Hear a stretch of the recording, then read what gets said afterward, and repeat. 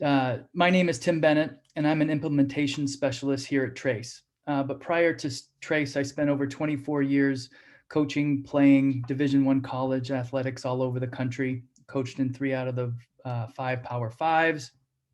On the youth side, I was a development academy director, coached in the ECNL, and did a lot of things. And then I'm now at Trace, and I'm very, very excited about Trace. And one of the reasons why I'm excited about Trace is that my team members, the people who I'm surrounded with. And we're blessed to have a lot of former college student athletes, soccer, football, baseball, and even skiing. So we have a lot of rivalries in between, but we all share a lot of commonalities and a lot of similar experiences when it comes to the recruiting process. And that's what we're going to dive in tonight. So with me, I have 2 former standout college soccer student athletes. I've got Karen Nelson with me. She graduated from the University of Oklahoma in environmental sustainability. And I can't believe I actually said that without stuttering, which is great. She had a fantastic college career. She was a consistent starter obviously in the Big 12. And she also came from a really, really strong club in Colorado Springs, Pride FC, and they happened to be a Trace partner. No coincidence there. And unfortunately, Karen's career was cut a little bit short. She was forced into a medical retirement, and I'll let her talk about that here. So before we introduce our second panelist, Karen, why are you working at Trace? What attracted you to Trace? Yeah, for sure. I think part of it was I really had wished that I had Trace when I was getting recruited and growing up. I don't think I have this single piece of video from my club playing days. And so I see the benefit of Trace and what it can do. And then just the environment and the team here. It's fun being with other student athletes and still being involved in soccer. So kind of get a little bit of both worlds. All right, let's introduce our second panelist is Devontae Small, who is an Oregon State graduate in communications, had also a standout career in the Pac-12, was more of an attacking midfielder, winger type player. He also represented the United States on the youth level with the 15s and 16s, and then eventually with Guyana. He played club at Lone Star, also with Crossfire in Seattle. And similar to Karin, he had kind of some interesting injury. I'll let him kind of talk about it, but it includes almost every body part, including his teeth. Is that fair, Devontae? Something like that, yeah. Definitely fair.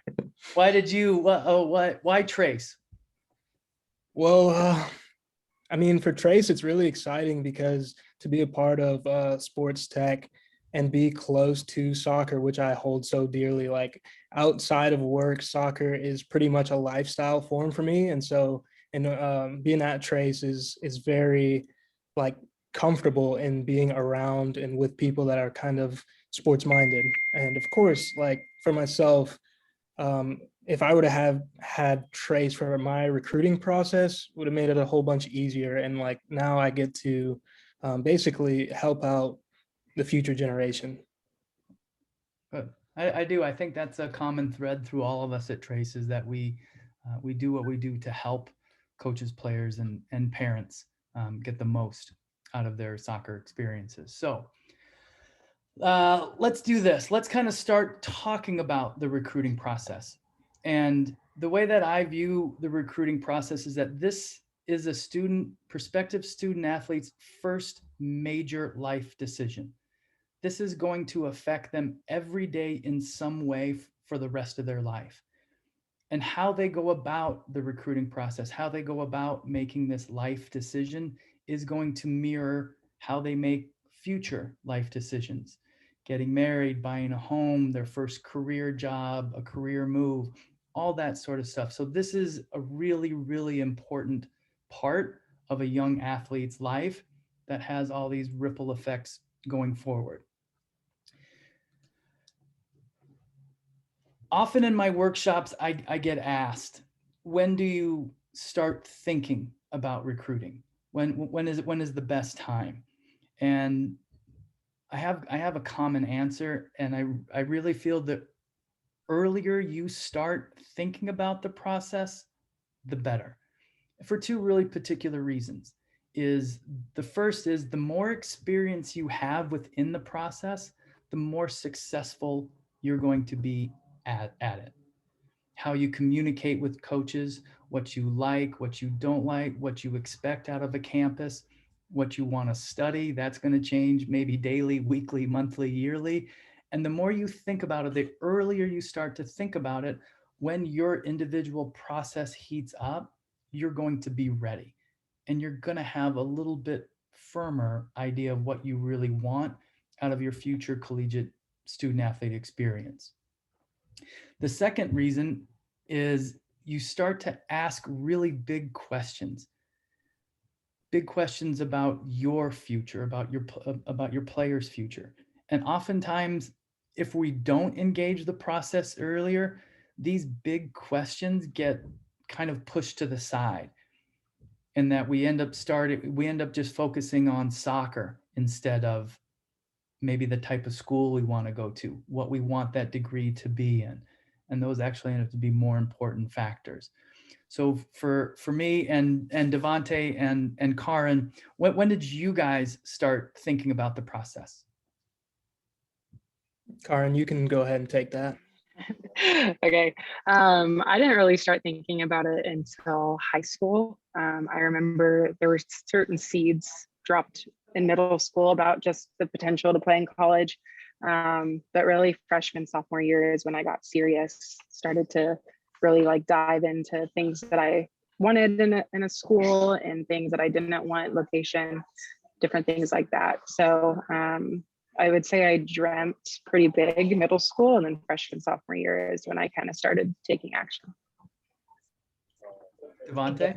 For myself, I would say sophomore year is kind of when I got a little bit more serious about it.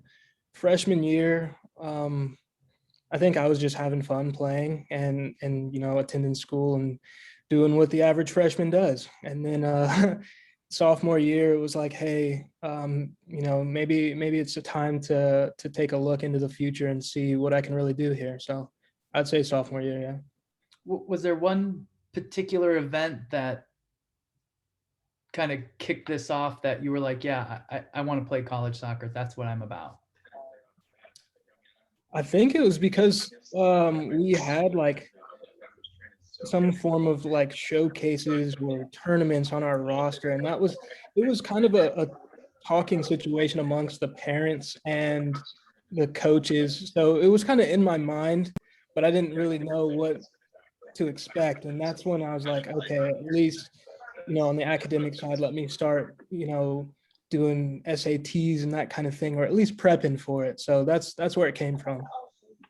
What about you, Karin? Was there one particular event or a coach or something that said, yeah, college soccer is what I want to do? I think mine was a tournament we went to and realizing that there were college coaches there watching. And for a long time, I was like, what team are they watching? Like, I didn't know they were watching us. And so I think with that realization of, okay, like I can get recruited, I can be put in front of college coaches, gave me the confidence to pursue that even more. Yeah. Yeah, it is funny when our dreams kind of come a reality, like when, yes, I can play at the next level. I mean, those are exciting. Those are really exciting. And then they can kind of kick off some momentum and motivation for us to keep going. But when it comes down and you're kind of through this recruiting process and you got to kind of start deciding, there are a whole bunch of factors that come into this. The slide that you see in front of you, these are the top 6 decision factors reported by NCAA student athletes from a 2019 survey, and that's the latest data from the NCAA. It's interesting to note what they are, right? The top 6 obviously are the sport. That drove a lot of the decision making. What division student athletes are in, 1, 2, or 3. that they wanted to get better within their sport of choice. Playing time competition was also extremely important. And then academics, which you would hope would be just a little bit higher, kind of slides down there. And then obviously the team connection, the team culture, right? Devonte and Karin, what were let's start with Devonte. Here are the men's top decision factors. Devonte, what were your ones? For me, it was definitely, I can't skip around it. The cost of tuition, so scholarship, like that was a driving factor or kind of deciding. But in terms of like where I thought I would want, I would say like location. I wanted to stay in the Northwest because I like that's where I'm from, or at least claim to be. I'm a military brat, so I bounced around. But location, the team itself. So like I did a little bit of research on their previous history and that kind of thing.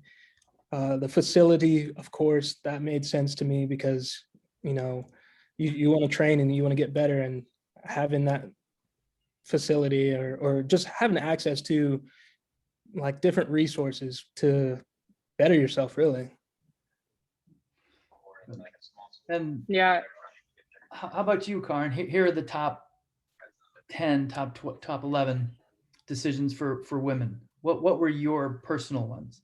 yeah, one for me was actually academics. I know I wanted to go to a large school because I didn't really know exactly what I wanted to do in college. And so I wanted to be able to have the flexibility to change my major and have options available. I'd also say like culture of the team, facilities, those were also something, you know, when I stepped on campus, what were the vibes? Did I enjoy being around campus? My kind of decision was if soccer were to end or if I couldn't continue, would I enjoy being at the school? And so that was kind of a huge, you know, final factor for me. Yeah, it's interesting to note that the two difference between the men's list and the women's list is the priority of academics. A little bit higher for the women, a little bit lower for the men.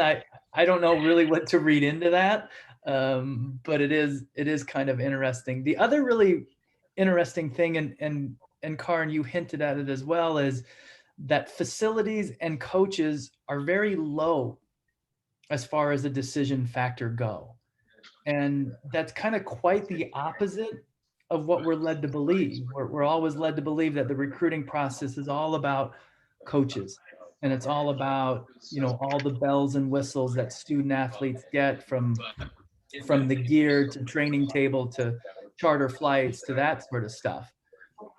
Is that a fair assessment, or do you think it's more important and less important? Yeah, I know for me, like I got recruited by a different coach. And then when I showed up my senior year or my freshman year, it was a different coach. So he didn't really know me. He didn't recruit me. And so during the process of recruiting, I was always told, don't go to a school just because of the coach. That's definitely a factor. You should enjoy the coach. But like in my scenario, I stayed at Oklahoma because I liked Oklahoma for what it was, not necessarily just because of the coaching staff. And Devonte? I had the same coach throughout all 4 years, and so I didn't necessarily go to school for the coach. I was happy that my coach was great and we had a great relationship. But of course, I wouldn't tell someone else to make their decision based on who's there because, like Karin mentioned, things change. It is like, I mean, coaches do change very frequently. The advice that I give a lot of families is the head coach is it. You may develop a really good recruiting relationship with assistant coaches, but by and large, the head coach is the final decision maker, and how they're engaged in the process is really is extremely important, and similar to your guys's story. When it comes to your individual recruiting story, Karin, what stands out as you look back? And I'm not going to date you. I'm not going to give you how long ago this recruiting was. I'm not that Um, old, Tim. Come on. what sticks out to you? Would you do something different? Keep it the same? Yeah, I think What that was unique about yours? Yeah, I think the biggest thing that I remember is geographically, I automatically put schools out of my recruiting process just because of where they were in the United States. And I really do wish I would have given them a chance. Like there were some schools in Florida, in California, even some in Colorado where I had grown up. And I just knew I didn't want to go there because it was too far from home or whatever the reason was. But I really wish that I would have at least considered them. But geographically definitely was one of the things that I considered for recruiting. So I think that's my biggest, if I were to go back and redo it, like give every school a chance. You just never know. In our previous conversations, you mentioned kind of a story that you didn't really believe you could play in college.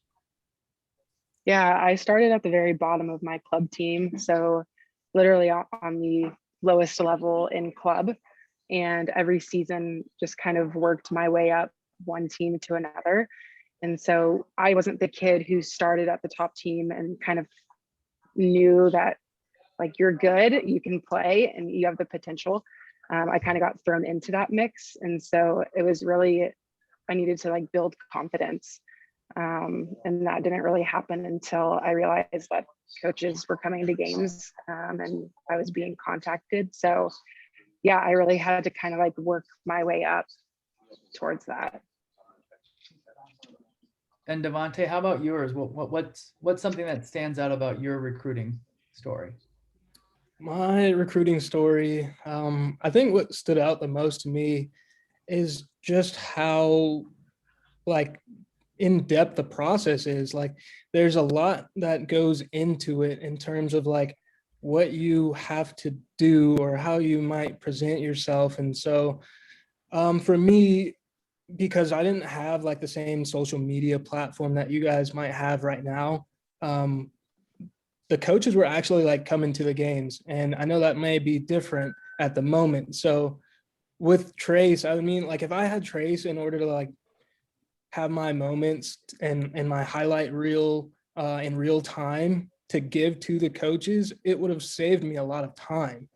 And I think that's what stood out to me the most is like the amount of time that you have put in. Yeah, and in your guys' roles at Trace here, obviously COVID has greatly impacted, right, the recruiting landscape. Is there any advice you can give players now as they kind of navigate this? I think they got it way better than we did because I remember I remember I had to like print out brochures and pamphlets, and the only way I was going to get a college coach to see me was if they came to a game. And so now it's like, well, you have film that you can send to coaches. That wasn't even an option for me. So it's like if you had a bad game and Oklahoma was there, I was kind of in trouble. But now you can create all these moments and highlights and send that to a coach, which I think is honestly really beneficial, especially like when things like COVID happen. And for you, Devontae, I mean, you were kind of geographically a lot of different places. So what sort of advice would you give now for these kids going through it? The advice I would give, and kind of tying into the questions that I've just viewed in the chat, I think these go hand in hand. So one says, how did you get on the radar of the recruiters? I think this definitely plays its part in kind of having video. So for me, I did have some video that I was able to shoot out to the coaches. And through that, they were able to at least, maybe take a look at my team stat or something like that. And then I invited them out later. But for this generation that's going through the process now, I would recommend to make sure that you do have up-to-date film and not just, all over the place. Like I played last 2 years over here, and then, I've got one game from this season or something like that. Have it organized and just try and approach it as professional as you can, because it is a big decision, like Tim mentioned. So I would say like approach it almost like an interview with several different jobs.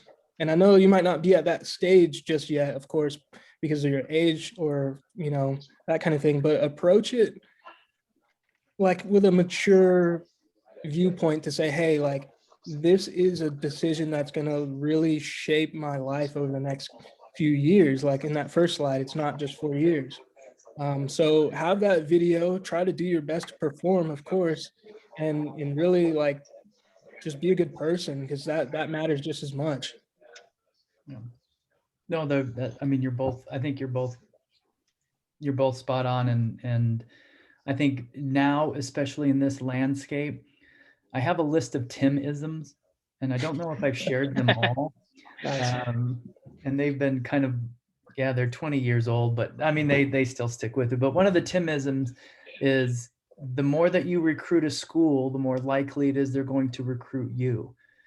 And in this COVID landscape where coaches across all divisions may not have as many opportunities to see you play live, or players may not have as many opportunities to attend camps and showcases, video is the key. Video is the key to break down a lot of those barriers.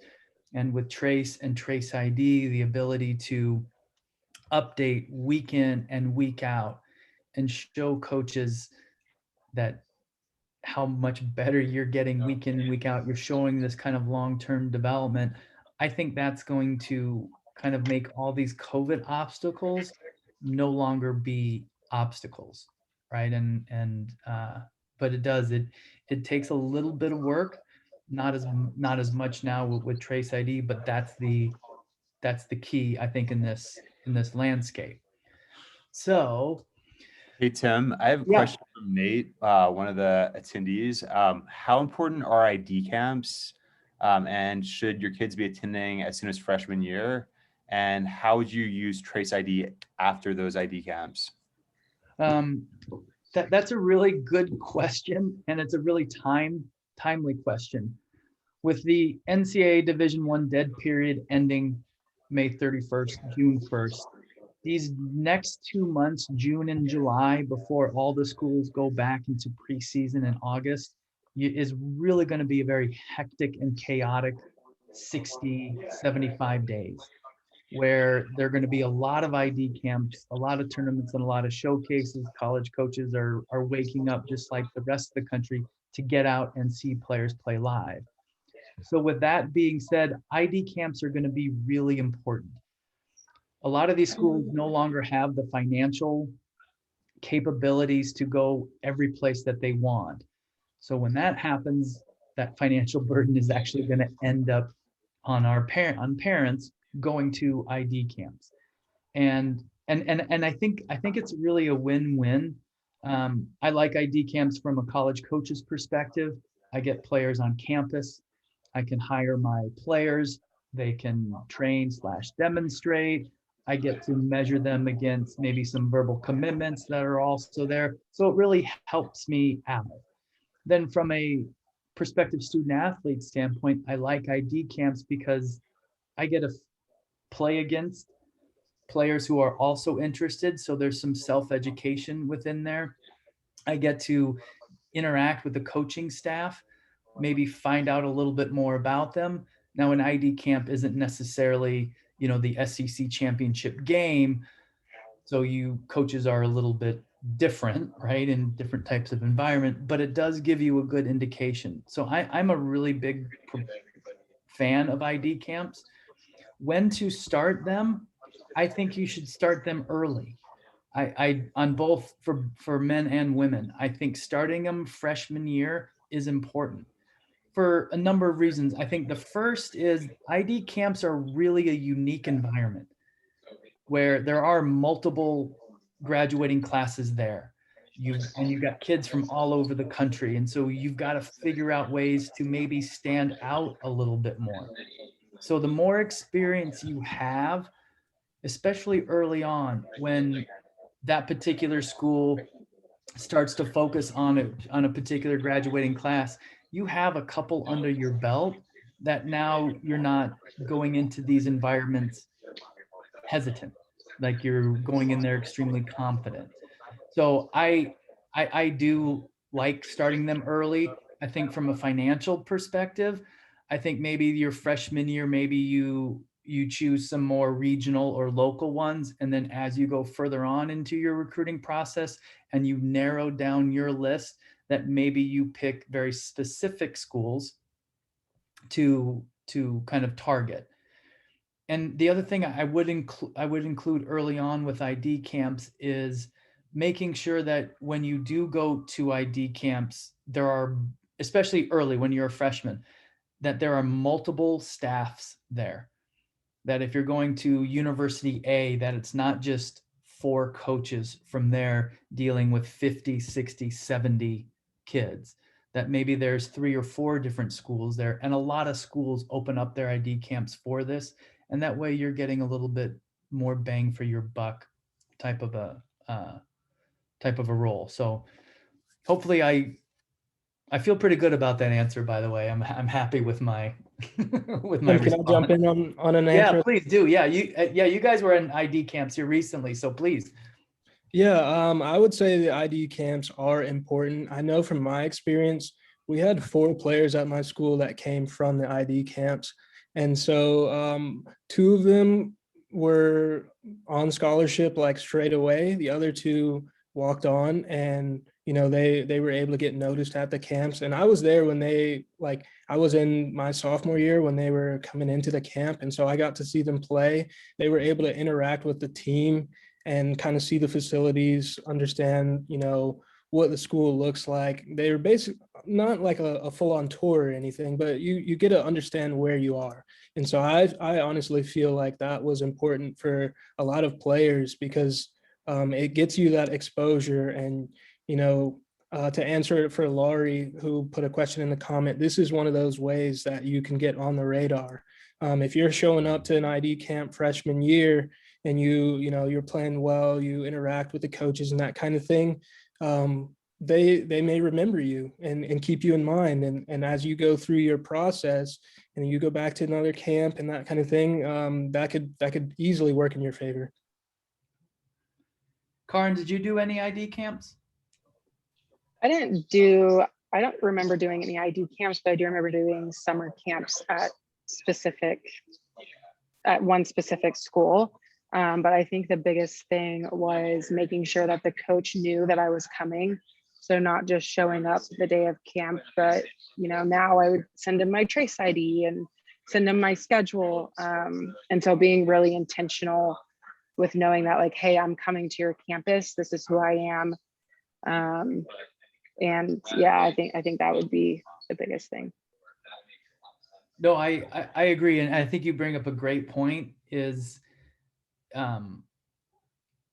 especially in this kind of COVID landscape, the Timism really rings true. The more you recruit a school, the more likely is they're going to recruit you.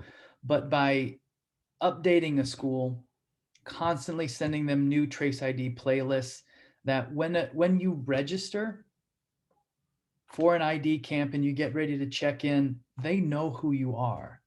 And that is literally half of the battle. Is coaches have a tendency to forget players very, very quickly. And so if your name is constantly on their mind, now all of a sudden when you're one player in an ID camp of 50 or 60, they're going to know you. And that's kind of putting yourself at the front of the line, that you'll get the little bit of the benefit of the doubt. So I think that's a great point for sure. Were there any other timely questions there, Charles, before we slightly shift gears? I think let's keep on going. We'll get to the questions that we don't answer right now, either via email or later in the presentation, but let's keep moving now. Good. So the variables in a decision, we glossed over some of them from that NCAA survey. What usually happens during a recruiting process is a lot of student athletes choose schools based on very unpredictable factors, when that decision should actually be based on predictable factors, the factors that don't change. And those predictable factors are pretty obvious, right? They're the academic standards of a school, its majors. Is it public or private? The size of a school, campus, is it urban or is it rural? Geographic, similar to Devontae's variable. And of course, the cost. Those things are very predictable and they don't often change. Maybe obviously cost changes, but that's what we really, those are the most important. But when all of a sudden you throw in soccer or you throw in another sport, now these unpredictable variables seem to hold a little bit more importance, and maybe wrongly in many ways. And a lot of those are coaching changes or coaches. Coaches come and go, very similar to Karin's story. Playing time, right? Injuries. Like Karin's got a great experience where she stayed at a school that she had to medically retire from. And those seem to get to the forefront. And that's really not how it should be. And even this little chart here to the side is a lot of the times what we're told in our recruitment doesn't necessarily end up being true. And in fact, for women's soccer, 45%, or let's flip that, 55% of female soccer student athletes felt that they were told inaccuracies during their recruiting process. So this is really important, and that's why it's more, these predictable variables have to come to the forefront. But this is my question for Devontae and Karin. You guys seem to have a really good idea of that soccer was secondary in choosing your schools. Was that advice you got, or was that mom and dad, your coaches? How were you able to avoid the pitfall of the unpredictable? I think for me, I made my decision based on kind of like if I personally would be happy with that decision long term. And I know that's very difficult to think about, but you have to understand, like, you're going to be there for the next 4 or 5 years and you want to be in a comfortable situation, something that makes sense to you, whether that's financially or geographically or, something of that nature. You have to be comfortable with that decision to say, hey, like, there's more to this decision than just the game. Yeah, same. I think I had a lot of unpredictable variables. And so being able to kind of take myself out of soccer, and that's something that I had just been told, I think from my parents, my coaches, that just had been ingrained in my brain of, if you didn't have soccer, would you still want to attend this school? Because so many things do happen, whether, you don't travel for a weekend or whatever, you want to be able to not put all your eggs in one basket, I guess. And so, yeah, that was just something that I had always heard and really wanted to stand strong on when I was making my decision. Looking back on your recruiting process and what you experienced, what kind of stands out to you? What was different? What surprised you? What were some of those things that hit you? I'll answer that first. When I was doing like visits for the schools, just the environment, the atmosphere of like where you are. So let's say you're going to visit a school out in Florida versus in California or Oregon or Washington. Like, those are different places. And whether if you're in the city or, like, let's say you're in UCLA or something like that, you're in LA, that is much different than being in little old Corvallis in Oregon State. It's shocking. And like, you have to make sure when you're there, like, say, hey, can I do this? Because some people, you're going to be away from home. Like you're going to be in a new environment. You got to make new friends. Like the whole thing is, I'm not saying this in like a bad way. I really enjoyed my time, but making that decision is, I don't know. It's like a mystery that unfolds as you go in a way. I would say one of the big things for me that was kind of surprising is, I mean, I grew up in Colorado, and so football isn't the biggest sport. And so for me, going to these other schools, it was interesting to see how they emphasized other sports outside of soccer. So I obviously went to Oklahoma, which is a big football school. And so with football being so large, there was a lot of opportunities for women's sports as well. And they really invested in women's sports. And so there was, I think that was kind of one of the shocking things for me, is like what other sports are at the school and what do they emphasize. And I wanted a big football school. That was just one of the things I really wanted. So yeah. What was one thing that kind of really surprised you about your experience? And we spoke obviously before this, and we talked about the size of your recruiting class versus how many were left at the end. Mm-hmm. Yeah, I had 12 in my recruiting class my freshman year.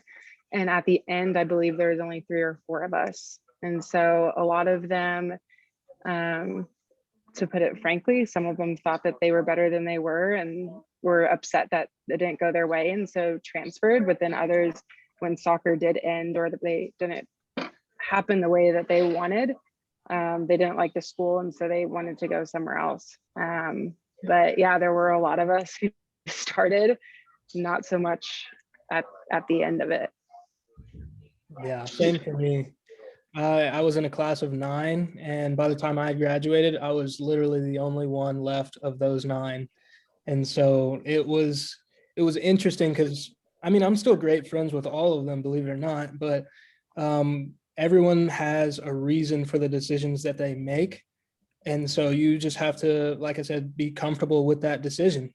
Try and find that middle ground. Don't let your decision be based on just one thing, because if that one thing changes, then you may be in for a shock run. You never know. So try to make the most like level-headed, stable decision to say, hey, if I'm really all about playing ball, it's got to be a right fit for me, in terms of like where I'm playing, who I'm playing for. Like those things do matter. I'm not saying take that for like just face value. Like don't go for the coach or anything like that. But I'm saying if it feels like a good fit for you in terms of coach, facility, atmosphere, then yeah, that makes sense. But don't overplay one of those things. For those players that left your teams, did they transfer and play somewhere else? Did they stay in school there? What were some of those unpredictable variables that pushed them one way or the other? I know one for me, it was, we obviously changed coaches. So there was half of us that were in a different recruiting class and the other half. So when they came to Oklahoma and wasn't expecting, the things that happened, they left for that reason. And then I think there were a few that did end up staying at the school and just finishing out their degree. Mm-hmm. Yeah, and I'm looking at these unpredictable variables now. Those were some of the factors of why people changed schools. Only one of the players of the 9 for me left and didn't play soccer. I think he went on to like some kind of engineering. He was just that kind of guy. The other 7, they chose to stay playing soccer, but the reason that they left was like for playing time or transfers and that kind of thing. I would say from like freshman year to sophomore year, even though you're making your decision to go in and you're trying to get a roster spot, you are playing against the people that are older than you and the incoming class. So you got to like think about that. No, you're right. I think that's probably maybe the number one unpredictable variable that influences a college decision is your role, like your playing time. And the graph that you see in front of you, this is a very kind of standard way to view a college roster. And you can divide it into thirds. The top part of a roster, this is across all divisions. This isn't just a Division I thing.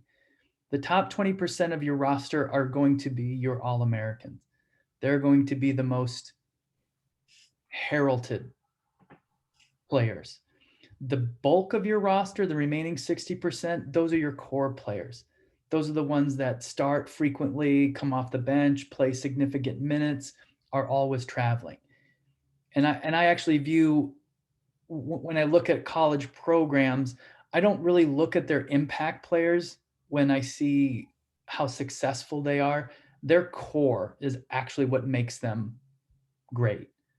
When you think about, the great programs, everybody has All-Americans. Like that's kind of easy, but it's everyone else that surrounds them. And then the third are your depth players, the bottom 20% of your roster. And players during the recruitment process hopefully are being communicated where their potential role will be. And the great thing with the recruiting process is you could be in the top 20% at one school, and then maybe you're down at the bottom 20% for another school. And you have to kind of figure out where your role will be. And hopefully that's communicated in one way, shape, or form. Now, you can fluctuate between all three of those levels very, very easily. You can always go up, and we hear great stories, and it's part of the recruitment process. Is yes, we've had walk-ons or small scholarship players end up, by the time they graduate, they're on a substantial financial package. That's great, but that's not necessarily where it is. And it can also go the other way. It can go from being in the top 20 now to being maybe in the middle or towards the bottom. But it's understanding what's going to make each individual player happy. That's the key. And nothing is guaranteed for sure. And playing time is never guaranteed, and all that sort of stuff. And it is a business, and it is hyper competitive. But when we start to evaluate potential fits, this is something that, yes, it's an unpredictable variable, but we know that it weighs heavily on a decision. This is something that we have to keep in the back of our minds. Hey, Tim, one question. Sure. When considering NCAA divisions, how do you best evaluate which division you should be targeting? More so if you're not a top prospect and are being actively recruited by major D1 schools, how would you decide which division you should be targeting for recruiting? That's a really good question. And I think if you would have asked me 10 years into my coaching career, I probably would have had a probably more jaded, biting type of an answer. But as I get older and more gray hair and losing hair, I think about this differently. And I think regardless, the most important thing about becoming a college student athlete isn't, and I know I'm going to ask Karin and Devontae, so I want you guys to get prepared. It isn't playing in a Big 12 championship game. It isn't playing against Stanford. That doesn't matter. What matters is all the life lessons that you learn.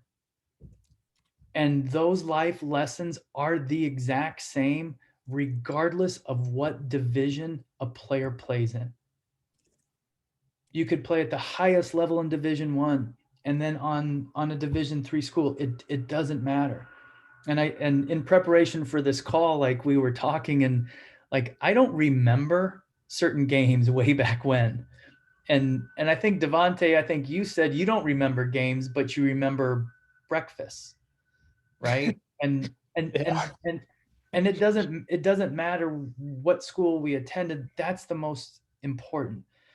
So when it comes down to deciding where you fit, I think there's maybe 3 or 4 ways you can find out. The first is generally education, talking to club coaches. I think attending ID camps at a wide variety of schools.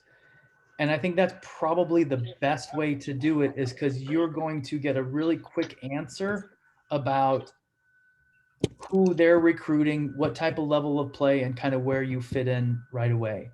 The other way is obviously watching as many games from across those divisions as possible. And it's not an exact science. There are a lot of great players who are playing Division 3 and Division 2 that are more than capable of playing at big time universities. And that's just kind of the route they chose. So I think from an education, and that's why it's important, I think, to start the process earlier, is because you can self-educate all the way through. Yeah, I think, do you guys have anything to add to that? Like, how did you both know you were Division 1? That's a good question. And I would say I knew I was Division, or I wanted to play at Division 1 and could play at Division 1 based on the seasons I was having. And I'm not saying that in a like arrogant way or anything. I always felt like I was playing against good competition and was excelling in those games. And so naturally it felt like the next step for me was to play at Division 1, because a lot of the guys that I was playing against, I knew where they were going. Like, we talk about this kind of stuff. It's not a secret at all. You know the top guy on the next team that's playing, like, oh, he's going to Carolina or something like that. Like, it's very well known for the most part with a lot of these players. And so you kind of compare yourself a little. I'm trying to like stay away from making it sound like this was like all about me being good or anything like that. You try and find a range of where you think you could be, and just, give yourself some confidence to say, hey, like, I can play at this level. And you give a shout to Division 1, you give a shout to Division 2, and just kind of like let it settle in.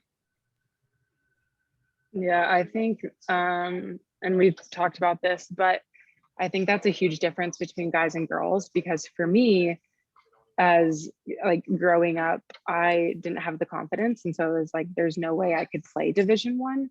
And other people had to instill that in me. So whether that be my coach or my teammates.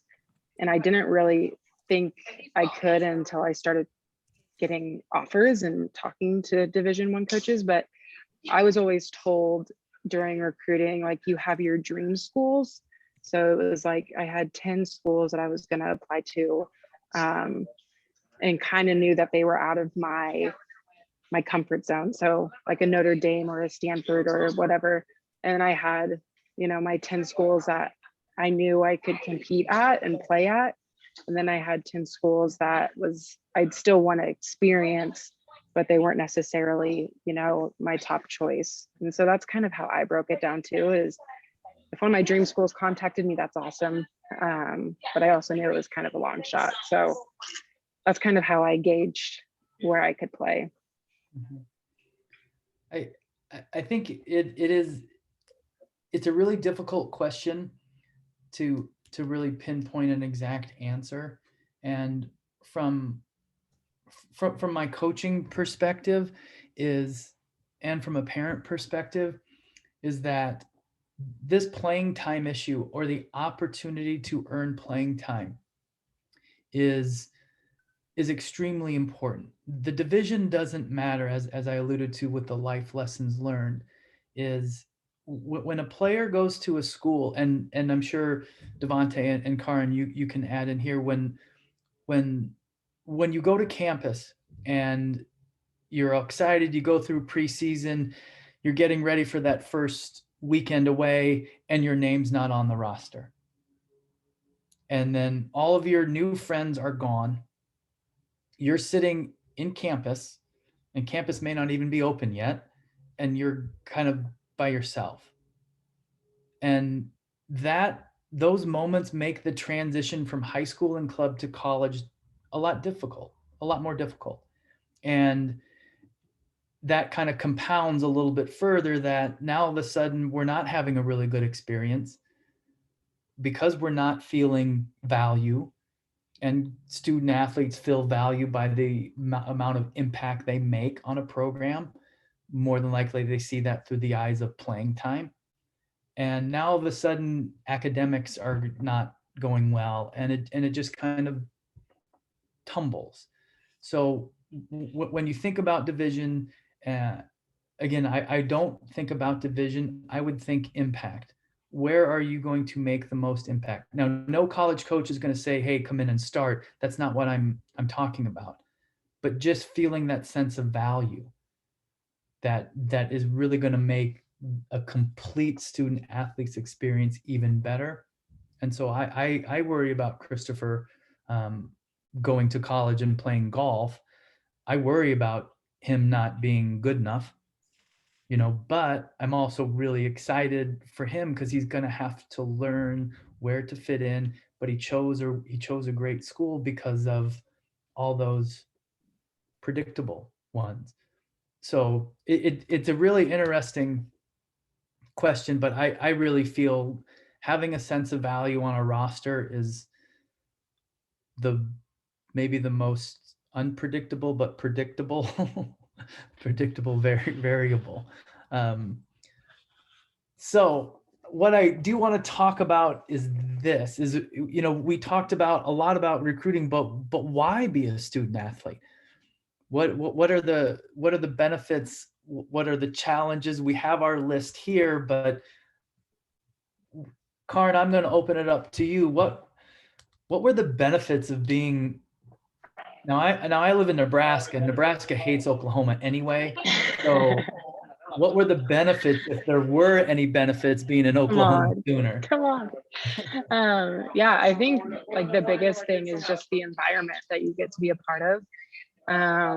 Like the things that I got to experience and the memories I created, like a lot of those I remember just off the soccer field, whether that be the bus ride or the airplane ride or getting stuck in Waco because our bus got broken into. Like I think I really, like it says, like bonded with my teammates, and then my whole life had been structured. I think that's another one. Like there's no real time for you to not have a structured schedule, if that makes sense. And so, yeah, I think like just the things that I've experienced, I got to experience soccer at the college level, which is just a huge blessing in and of itself. Yeah, so I think if you can be a student athlete anywhere, the opportunity is awesome. What about you, Devontae? What were the benefits of being a Beeve? Go Bees. First and foremost, I mean, if you love the game and you get to continue playing, that's a blessing in itself. Me personally, I love playing. And so waking up and going to training, having games on the weekend and weekdays, like that was fun for me. I enjoyed all of it. I made some great friends while I was there. Like you have a super big network of people that you can connect with, not only just like on the team, but the people at the school, the coaches, teachers, like you can literally talk to anyone. And for the most part, everyone's pretty helpful. Also, like I live in Texas. I'm in San Antonio now. And so when I was going to school, there was a financial burden, out of state tuition. So that definitely helped me having like a scholarship going. And then, just being able to compete. I felt like I was always good enough to play against top players. Like a lot of the guys that I've played against are in the MLS or overseas. Like, I got to play against some of these guys and I felt really good about it because there were times where, they got the best of me, I got the best of them. It was fun. Did either of you guys ever feel like you were missing out on being a normal student? Never, no. Not once. I thought it was like the other way around, if anything.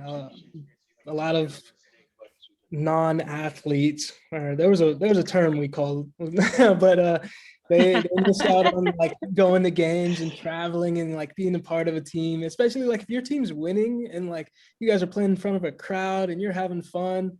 Like you don't get that all the time. Like I miss that till this day. Yeah, I agree with that. I think I had a slightly different experience. I do think during the, like we had to take summer school, and so I never really had a true break. And so I did feel like there were moments that I got left out of, whether that be my friends traveling to Montana or California for vacation, and I had to stay at school to train, but also I knew that was what I was signing up for. And I don't think, even though I missed out on those things, I knew that like what I was doing was such a special and sweet experience that it made it okay for me. The question for both of you is, do you feel differently about soccer after graduation than you did before? I know that's a hard question for me. Devontae, you can answer first. Yeah, Okay. Karin, No. we'll give you some time to prepare.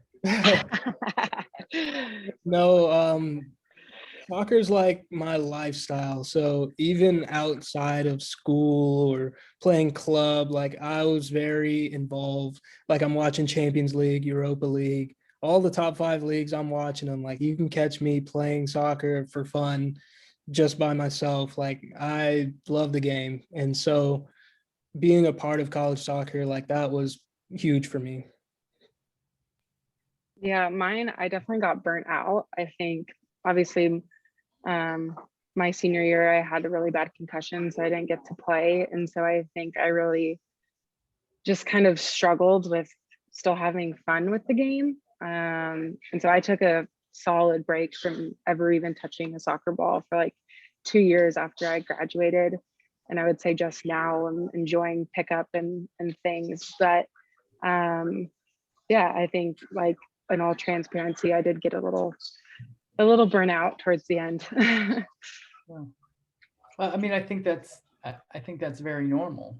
I mean, I think it kind of leads into what it's like to be a student athlete. And I would always tell recruits and parents that being a college athlete is their first job. And you really have to love this job. You really have to have passion for this job, because it can turn very quickly with a lot of the things that we've already discussed. And so this is a Timism. This is a Tim chart. This is a week in the life of a student athlete. And I based it on business hours. There's 168 business hours in a week. And according to the NCAA, you're only allowed to train 20 hours during the week.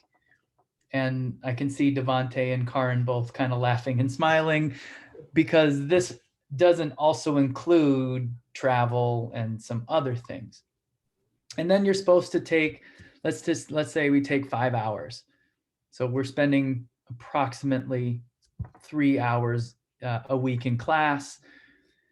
The cardinal rule is for every hour in class, you're supposed to spend 3 hours studying. Devontae and Karin both abided by this and more. And then sleeping. You should have 8 to 9 hours of sleep. Chances of student athletes getting 8 to 9 hours of sleep is really very, very slim. Got to have some time for your parents. You got to eat. You got to be in the training room getting ice baths, all that stuff. And then you're also going to be required for individual work. That could also be tutors. It could also be individual training sessions. Social media, this can obviously take up more time or less time. And then a significant other or just your friends. So during the season, you basically have maybe 1 hour, maybe one. You think this is a realistic take on what it's like in the season for you guys? I'd say so, yes. And if you're looking at this and thinking, wow, that's a lot, like, yes, it is a lot, but you adjust fairly quickly, and it's not as bad as it seems when you're looking at it measured this way. Yeah, I think like it says, like business hours, being a student athlete and athletics is like your full-time job. It is a business. You're getting paid to be there. And so, yeah, I would say that's pretty accurate. How much time you're spending in each of those things. So I know we're kind of running out of some time, and I want to leave some time for questions. Before we kind of dive into that, I'm going to ask you each one question, and would you go back and do it all again? Yeah, I would. I'd go back. I wish I could play one more game, just one more experience. Assuming I could erase my injuries and that kind of thing, of course, yes.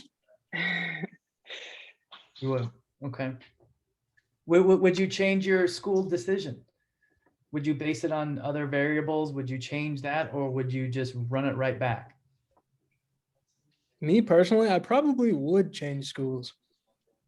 And I think so because I would have wanted to play in a team that was more geared to my kind of playing style. And I hope that sounds not arrogant. Oh, no. I loved being a Sooner, so I don't think I would change it. I really loved my experience, and yeah, love being an OU alum. So Especially living in Texas, right? So especially living in Austin, Texas. but before we kind of get to some of the questions, I do want to touch upon this new recruiting landscape. And we've kind of glossed over this subject about how important video is to break down all these barriers, and particularly with Trace, is that video is now essential for sure. And when you think about it, college coaches are evaluating their players on video, player performance data, their academic, everything. So they're also going to do that in the recruiting process. So it is essential that we provide them not just with video, but with timely video. And that's where I think Trace and Trace ID really sets itself apart. And for those of you on the call that aren't very familiar with Trace, Trace is essentially an all-in-one game film system. It generates individual highlights for every player, team playlists as well. And in a way, it just accelerates development by making a player think critically about their performance. And then in particular, a feature within the platform Trace ID. Trace ID is a way for players to gather, organize, tag their best moments, update college coaches after every game in a really efficient way. And it goes back to that Timism: the more that you recruit a school, the more likely it is they're going to recruit you. So for me, Trace and Trace ID opens up the landscape and allows players to work and achieve their goals in a really kind of fun and exciting way. So, Charles, how about the questions? I haven't had a chance to pull them up. Are there any ones that you'd like us to go through? We've covered most of them, but if you have any examples of ID camps, like where do you find them? How do you learn about them? Which ones are the best? I do, and there's actually a really good generic website that I advise people to go to. And if you get that email address, I'll send that to you, Charles, and I can send that website out. Yep. I mean, the other way is obviously going to each university's website and going that way. They'll all have their camp ID information up and ready to roll. Great. I guess one other question was, when should parents stop helping their kids? For instance, this participant's son engages with coaches on email and sets up profiles for his son, proofreads emails. when is it time to start letting, the son, an athlete, be independent on his own? And it's funny that this question, I did a workshop last night for a team in Tennessee, and we actually spent about 15 minutes discussing this very, very question. And the recruiting process should be a student-led process. Parents are there to provide guardrails and also act as sounding boards.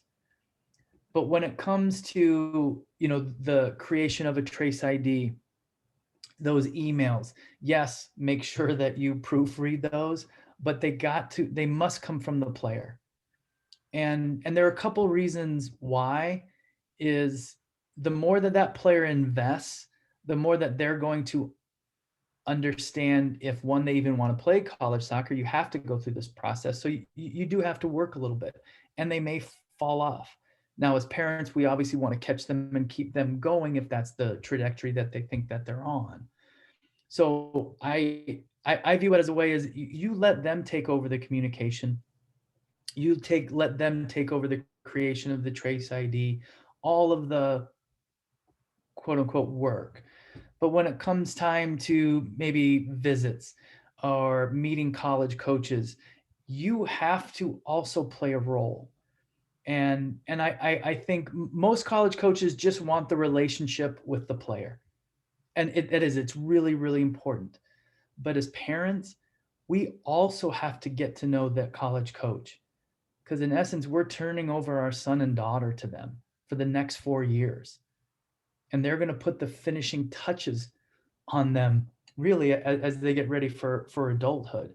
So as parents, we have to be very comfortable with these college coaches. But for the work, the communication, the relationship building, that's student led. But when it comes time to decision time, parents, you have to be comfortable. And then when financial packages start to be discussed, that's also important for parents to know. A lot of players may not necessarily understand all that stuff, but parents, we do. So let the student athlete drive it, the prospective student athlete drive it. Parents, you act as a sounding board and only get involved when it comes to those kind of really, really important aspect. And just going through it with Christopher, I think we started late. He's going to go play golf. And I think we really started late, and I regret not having a lot of these conversations earlier. And that was my fault. And I'm supposed to be some kind of recruiting guru, so I really messed up there. But it's a difficult thing to imagine. But parents, don't get too involved. It can be a really big yellow flag to a lot of coaches. And given the state of a lot of college athletics, where coaches are very fearful of parents becoming overly involved in administrative deals or whatever the case may be, that's why they want to have the relationship with the student athlete. But there are times when to involve yourself. And Karin and Devontae, how big of an influence were parents on your guys' recruiting process? Where did they come in?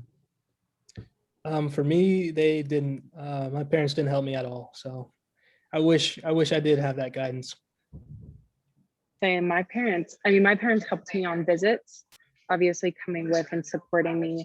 But for them, their idea was, hey, if you want to do this, you're going to put in the work. And I'm actually really thankful if they made me do that, because it made me call coaches, send emails. I had to be motivated in order to get to the next level. It wasn't my parents driving that. But obviously when it came to, scholarships and big decisions, they definitely had conversations with me, but never with the coach. Yeah, it was really interesting on my side, because I'm like, once that question was asked, that's where my head immediately went. Like my mom I don't even think she's seen me play, and I don't know. But yeah. And then my dad, he's watched me play, but like he didn't help with the recruiting phase of it. And so I think that could have been different as well. Yeah. Had there been someone to like actually guide me instead of like me doing the reaching out. Like I was pretty driven to do it on my own, and I got it done, which worked out. But I would say if you have parents that are able to guide you through it and not necessarily do it for you, then that's great. Agree. That's a really good question. Tough one. Awesome. So let's do one final question, and this is just about the responses from college coaches. So how transparent are coaches when recruiting players and discussing their potential role in the team? And if you send an email and the coach does not respond, what does that mean? Is that typical? Okay. There's a lot to unpack there. The first is, and this is another Timism. Are you guys ready for Timism number 2? The way you are recruited is a window into how you will be treated as a student athlete. And yes, I mean, there's a lot of nuances in there. So when it comes time to, if you keep sending stuff to a school and you're not getting a response, what I suggest is keep going, keep knocking at that door. You deserve an answer, to be honest. And that answer may be no, that particular school isn't interested, but in a way that's still a positive. So I keep going until you get an answer. And maybe after 25, 35, 40 times they don't answer, that's a really big red flag for you, because that's how you probably would have been treated. So I view, and maybe that's a little bit of a hard line, but I've seen a lot of families go through this process. I went through it. I've taken families through it, and I really feel that how that relationship develops, how it matures over the course of time, you really get a great indication of what type of coach you're going into.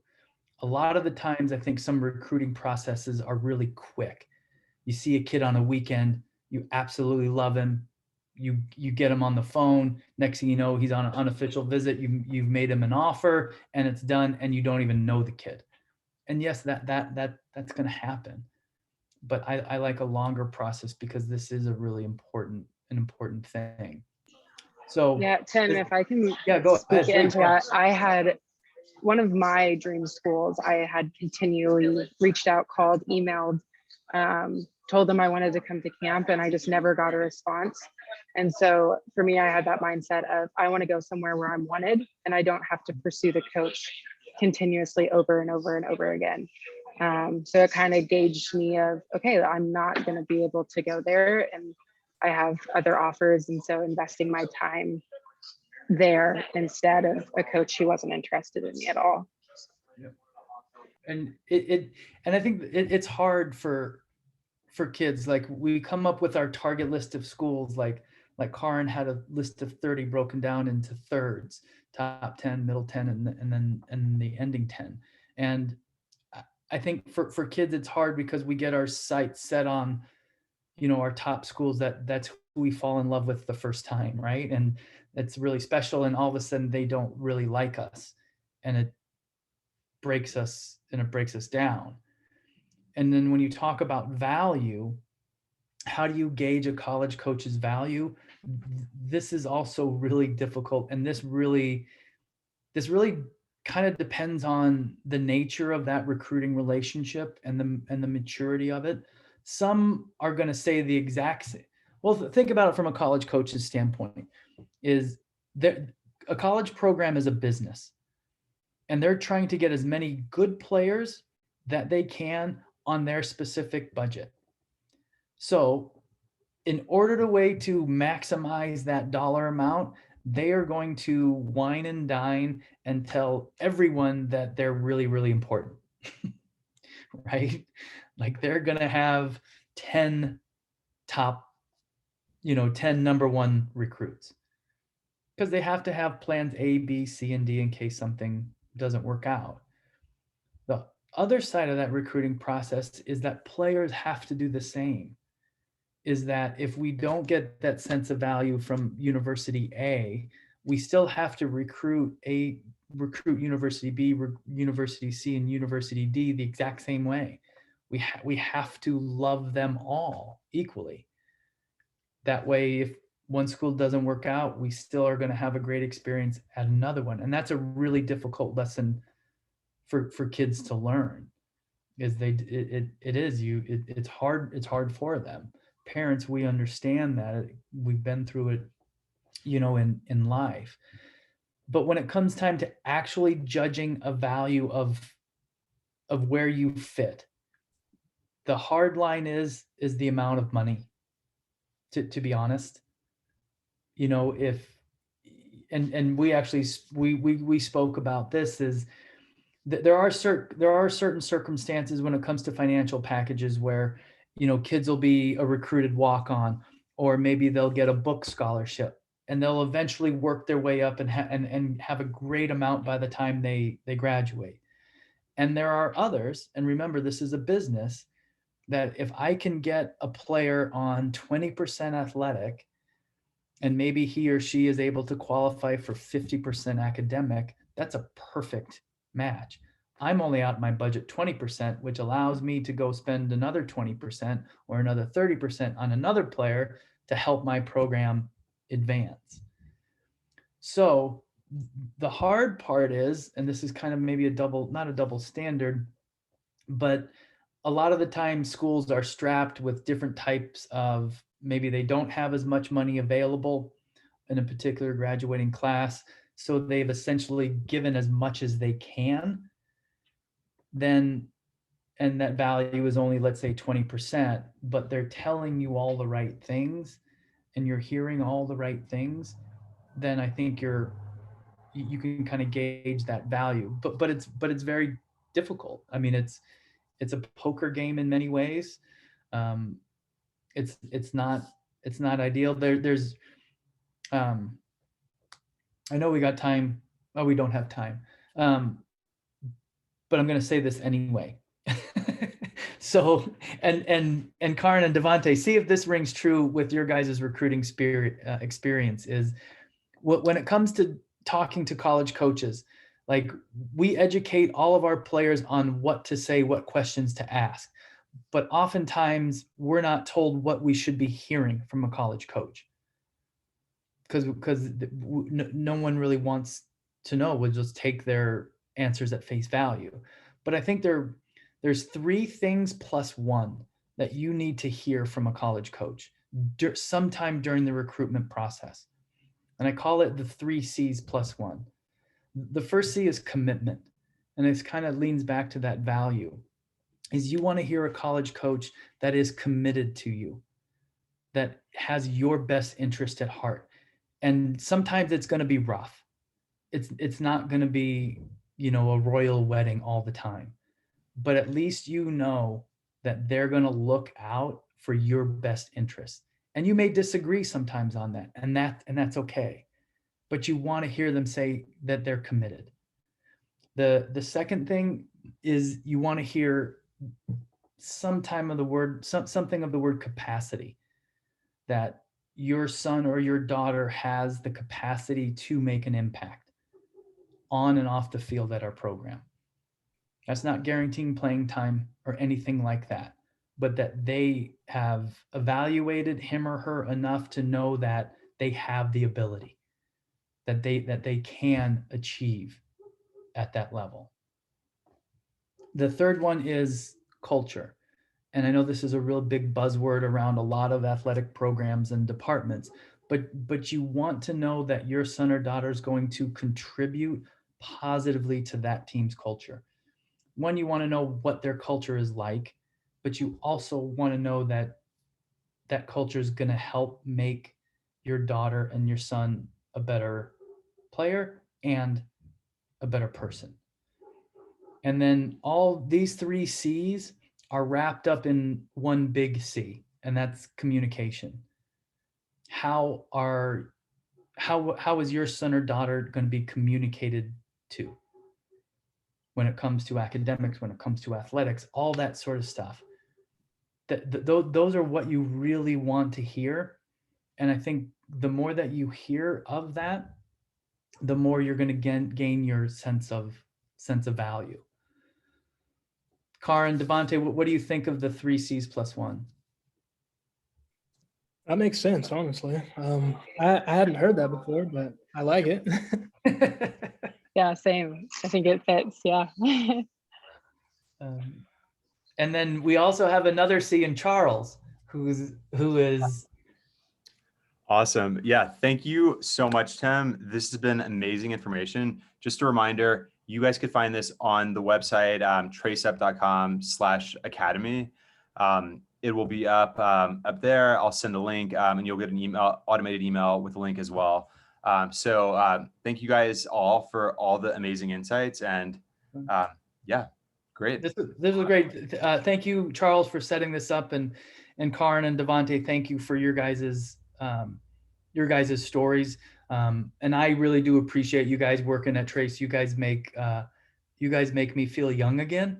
Is that okay to say? Thank Play you. pickup soccer, Tim. Come on. Outside Oh that. man, I don't know if my knees or anything else would stand it. But again, thank you guys for your time tonight. And we'll be back here maybe, I think, in about a month, right, Charles? Yep. We have another one coming up on topics around growth mindset on the soccer field, how to reduce anxiety when going into games. So you can find that on the website as well. Great. All right. Thank you.